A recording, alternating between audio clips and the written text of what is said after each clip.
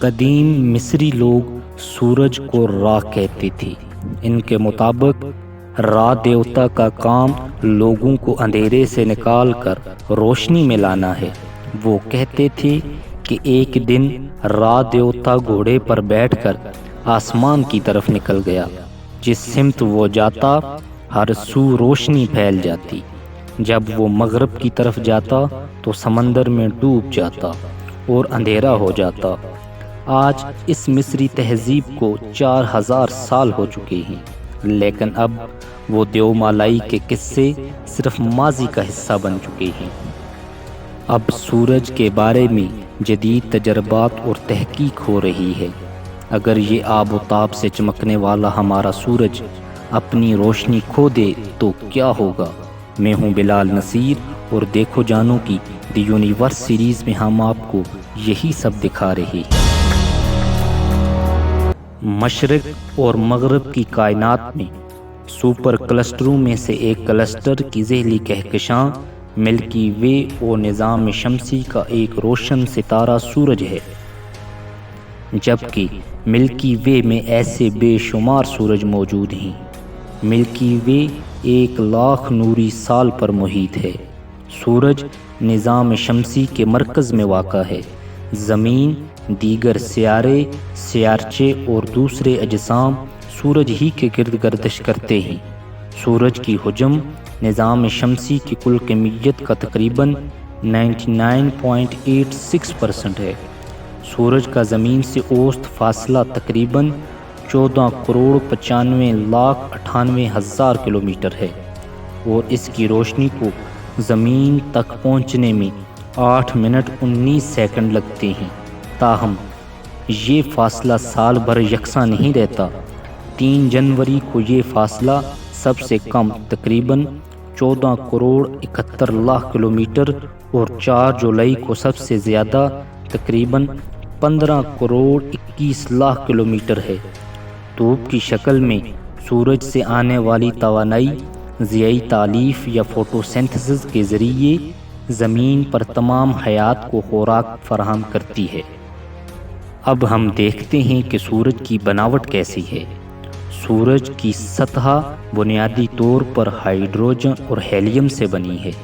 اس میں ہائیڈروجن کا تناسب تقریباً 74% بلحاظ کمیت یا 92% بلحاظ حجم اور ہیلیم کا تناسب تقریباً 24% بلحاظ کمیت یا 7% بلحاظ حجم ہے۔ اس کے علاوہ دوسرے عناصر جیسے لوہا، نکل، oxygen, silicon, sulphur, magnesium, carbon, neon, calcium اور کرومیم معمولی مقدار میں موجود ہیں۔ اب ہم سورج کی خصوصیات دیکھ لیتے ہیں۔ سورج کی درجہ بندی کا درجہ G2V ہے۔ G2 کا مطلب ہے کہ اس کی سطح کا درجہ حرارت تقریباً 5780 کیلون یا 5510 درجہ سیلسیس ہے۔ سورج کا رنگ سفید ہے، جو بالائی فضا میں روشنی کے انتشار کے باعث زمین سے اکثر زردی مائل نظر آتا ہے۔ یہ روشنی کے کچھ طول موجوں کو منہا کرنے والا اثر ہے، جس کے تحت روشنی میں سے چھوٹی طول موجیں، جن میں نیلی اور بنفشی روشنی شامل ہیں، نکل جاتی ہیں۔ باقی ماندہ طول موجیں انسانی آنکھ کو زردی مائل دکھائی دیتی ہیں۔ آسمان کا نیلا رنگ اسی الگ ہونے والی نیلی روشنیوں کا باعث ہے۔ اگر دیکھا جائے تو آسمان کا کوئی رنگ نہیں۔ آسمان طویل فاصلے پر پھیلا ایک بے رنگ اور خالی جگہ ہے، لیکن ہمیں آسمان نیلا نظر آتا ہے۔ اس کی وجہ یہ ہے کہ سورج کی روشنی 7 رنگوں پر مشتمل ہے، جن میں سے نیلی اور بنفشی روشنی زمین تک نہیں پہنچ سکتی اور آسمان پر پھیل جاتی ہے۔ اسی لیے ہمیں آسمان نیلا نظر آتا ہے۔ اب آپ کا سوال ہوگا کہ یہ بنفشی روشنی تو اتنی گہری ہے، یہ ہمیں آسمان پر نظر نہیں آتی، جبکہ صرف نیلی روشنی ہمیں آسمان پر نظر آتی ہے۔ تو اس کا جواب یہ ہے کہ ہماری آنکھ بنفشی روشنی کو آسمان پر نہیں دیکھ سکتی، اگر دیگر پرندوں جیسے کہ عقاب وغیرہ کو ہمارا آسمان بنفشی نظر آتا ہے۔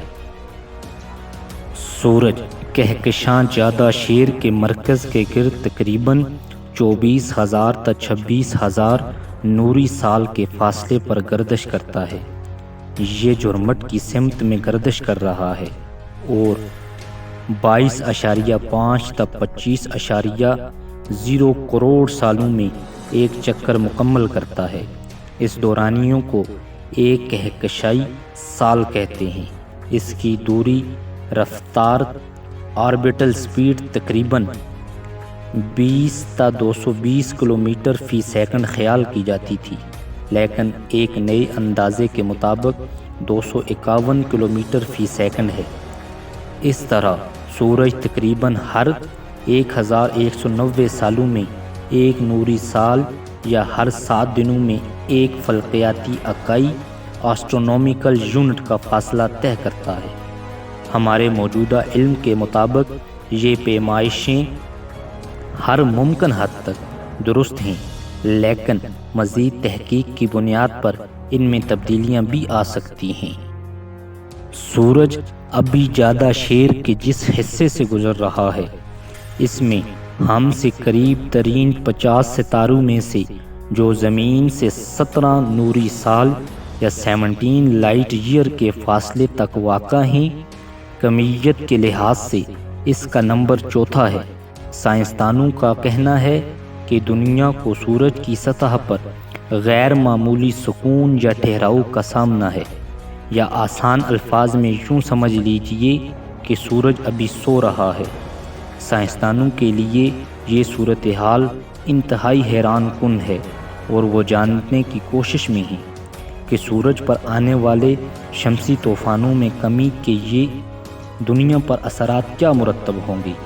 ماضی کے تجربات سے ظاہر ہوتا ہے کہ جب کبھی سورج پر شمسی طوفان آنا بند یا کم ہو جاتے تھے تو دنیا سردی کے لپیٹ یا آئس ایج میں چلی جاتی تھی۔ اس مرتبہ سورج کی سطح پر شمسی طوفانوں میں کمی کا زمین کی سطح یا گلوبل وارمنگ پر کیا اثر ہوگا، اس کا بھی جائزہ لیا جا رہا ہے۔ سورج کی شعاعیں یا جنہیں سولر ونڈز بھی کہا جاتا ہے، جب زمین کے ارد گرد کے ماحول سے ٹکراتی ہیں تو شمالی روشنیاں یا آرو بوریالس بنتا ہے، لیکن خدشہ ہے کہ جلد ہی یہ دلکش اور حیرت انگیز مناظر نظر آنا بند ہو جائیں گی۔ یہ سورج کچھ اس کی سطح پر ایسے تغیرات کی وجہ سے کم ہو رہا ہے اور اس کی سطح پر شمسی طوفان تیزی سے تھم رہے ہیں۔ ردرفورڈ ایپلنٹن لیبارٹری کے پروفیسر رچرڈ ہیریسن کا کہنا ہے کہ آپ جو کچھ بھی کر لیں، سولر پیکس میں کمی واقع ہو رہی ہے اور سورج کی سطح پر بلند ہونے والے شعلوں کی کمی سے یہ بات بالکل واضح ہے۔ شمالی روشنیوں کا منظر بڑا دلکش ہوتا ہے۔ سورج کی شعاعیں یا بنفشی شعاعیں زمین کی طرف منعکس ہوتی ہیں اور سورج کی سطح سے اٹھنے والے شعلے اربوں ٹن چارج پارٹیکلز یا برقی ذرات خلا میں بکھیر دیتے ہیں۔ سورج پر ہونے والے یہ ارتعاش ہر 11 برس میں کم اور زیادہ ہوتے ہیں۔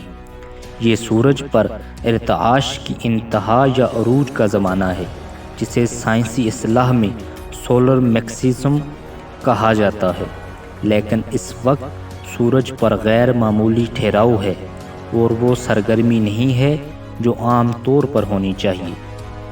سورج کی سطح پر دھبوں کی تعداد سائنسدانوں کی توقعات سے انتہائی کم ہے اور سورج کی سطح پر بلند ہونے والے شعلے متوقع تعداد سے آدھے ہیں۔ 17ویں صدی میں کئی دہائیوں تک سورج کی سطح پر پیدا ہونے والے دھبے غائب ہو گئے تھے، جس کی وجہ سے کرۂ شمالی میں شدید سردی ہو گئی تھی اور لندن کا دریائے ٹیمز منجمد ہو گیا تھا۔ دریائے ٹیمز اس حد تک منجمد ہو گیا تھا کہ کہ اس پر سرمئی بازار لگا کرتے تھے۔ سن 1684 کے معروف گریٹ فروسٹ میں دریا 2 ماہ تک مسلسل منجمد رہا تھا اور اس پر 1 فٹ برف کی تہ جمی رہی تھی۔ یورپ کی تاریخ کے اس سر ترین دور کو مونڈر مینینم کا نام اس سائنسدان کے نام پر دیا گیا تھا جس نے سورج پر ہونے والی سرگرمی میں کمی کا مشاہدہ کیا تھا۔ صرف دریائے ٹیمز ہی منجمد نہیں ہوا تھا بلکہ بحیرہ بالٹک بھی جم گیا تھا۔ شمالی یورپ میں فصلیں تباہ ہونے لگی تھیں اور قحط آنا شروع ہو گئی تھی۔ سورج پر سرگرمی میں کمی کا مطلب ہے کہ آنے والے کئی دہائیوں میں زمین انتہائی سرد ہو سکتی ہے۔ ایک اور سائنسدان مائک جنوں نے اس کا مشاہدہ کیا ہے، ان کا کہنا ہے کہ 10,000 سال میں پہلی مرتبہ سورج کی سرگرمی میں اتنی تیزی سے کمی ہو رہی ہے۔ انہوں نے کہا کہ برف کی تہ اور سورج پر سرگرمی میں واقع ہونے والی کمی کا مشاہدہ کیا جائے تو 20 سے 30% تک اس بات کا امکان موجود ہے کہ آئندہ 40 برس میں دنیا مونڈر مینینم کے حالات کا شکار ہو سکتی ہے، جیسا کہ 1609 کے بعد ہوا تھا۔ سائنسدانوں کا خیال ہے کہ آئندہ آنے والے 45 ارب سالوں میں سورج اپنی مکمل روشنی کھو دے گا اور یہ زمین آئس ایج میں چلی جائے گی۔ اگر ایسا ہوا تو اس زمین پر زندگی ایک ڈراؤنا خواب بن جائے گی، وہ ڈراؤنا خواب جسے دیکھنے اور سننے کے لیے ہم میں سے اس دنیا پر کوئی بھی موجود نہیں ہوگا۔ تو علم کی جستجو کرتے میرے پیارے دوستو، آپ کو ہماری دی یونیورس سیریز کی یہ قسط کیسی لگی؟ اگر ویڈیو پسند آئی تو ویڈیو کو لائک، شیئر اور چینل کو سبسکرائب ضرور کریں۔ آپ کا بہت شکریہ۔